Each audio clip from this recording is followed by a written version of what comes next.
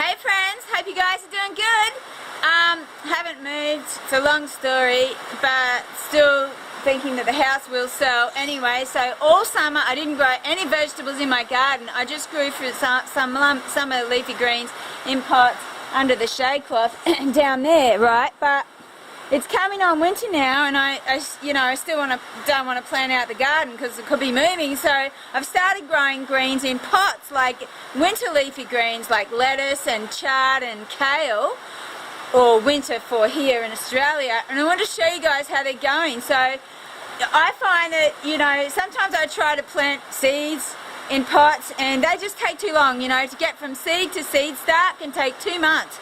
Whereas I can get seed starts, like a punnet of like 6 or 8 seed starts for $2 from the market, and in 3 to 4 weeks I can have edible greens, and that's what I've got now. After like 3 or 4 weeks of these seed starts growing in pots, I've got abundant greens in pots that I can eat now, lettuce, chard and kale, because that's mostly what I grow, what I like to eat in the wintertime, and juice, okay?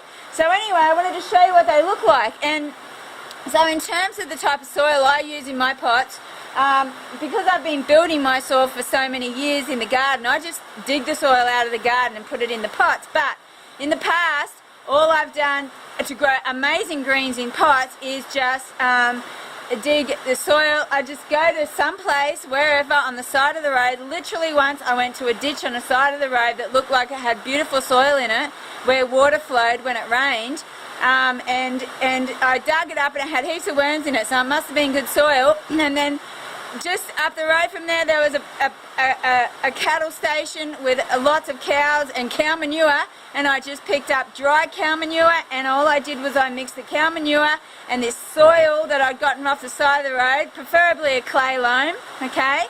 Something with a bit of clay content in it, not too sandy, not too clayey, and that's what this stuff was. And I just mixed that together, and the greens just went ballistic. Okay, so that's all you need. I don't recommend you buy a potting mix from Bunnings, because that is just shit.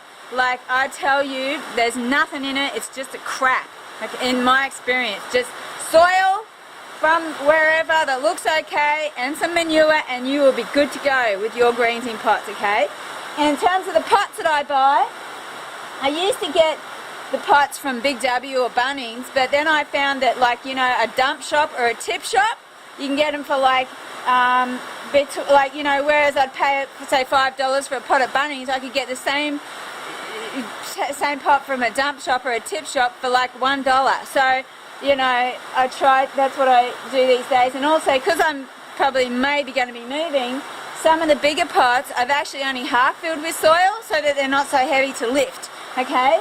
And the smaller pots I've filled up to the top with soil, okay? So as you can see, it is raining right now, but I'm going to take you down there and show you what these greens look like after a month of growing in pots from seed starts. And also what I'm going to show you is, you can see down the back, I used to have a garden where I had huge shade cloth over it. If you look at some of my old videos, you'll see I used to have that garden down the bottom, and it was covered by shade cloth, right? It was a shade house. And I've taken that down because it could be moving. But anyway, the point is that I